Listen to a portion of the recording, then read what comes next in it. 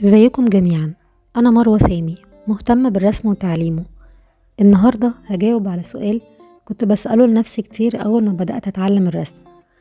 ازاي الاقي الستايل بتاعي، او ازاي الاقي الحاجة اللي بتميز شغلي عن شغل اي حد تاني؟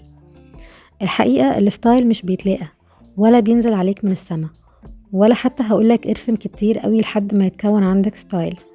الستايل انت اللي بتصممه وبتخطط ليه في 3 خطوات بس. تقدر تخلق ستايل خاص بيك، واول الناس ما تشوف شغلك تعرف انه شغلك من قبل ما تقرأ اسمك. اول خطوة عشان تخطط للستايل بتاعك انك تعرف انت مشدود لايه في الرسم. بتحب البورتريه ولا المناظر الطبيعية؟ بتحب الرسم التقليدي ولا الرسم الديجيتال؟ بتحب الالوان ولا الرصاص؟ ولو بتحب الالوان بتحب شكل لوحتك يكون عامل ازاي؟ وأسهل طريقة إنك تعرف إيه اللي بتحبه إنك تجمع كل الشغل اللي بيشدك وبتحبه ونفسك تعمل شبهه في مكان واحد. ممكن تجمعه في فولدر على اللابتوب أو تجمعه من بينترست. الخطوة دي بسميها التغذية البصرية. بتفرج على لوحات كتير جدا وبجمع أكتر لوحات شدتني وخلتني أقف عندها.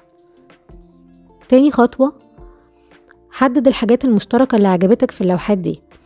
يعني بالنسبة لي لقيت اني بحب البورتريه وبحب الظل يكون ازرق وبحب الالوان تكون صريحة وضربات الفرشة واضحة على اللوحة. كتبت كل الحاجات اللي ابهرتني وفكرت فيها كتير، وده ينقلنا للخطوة الثالثة. بعد ما عرفت ايه اكتر حاجات بتحبها وشدتك للفن ده، ابدأ حط خطة تدخل العناصر دي في اللوح بتاعتك، وبالتدريج هتلاقي نفسك طلعت شغل شبهك مش شبه اي حد تاني، وهتبقى وصلت للستايل المميز بتاعك. ومع الوقت ومع تطور المهارة بتاعتك الستايل بتاعك كمان هيتطور، علشان الحاجات اللي كنت بتحبها هتحب غيرها. قولولي رأيكم في كومنتات، ولو الفيديو عجبكم اعملوا لايك وسبسكرايب.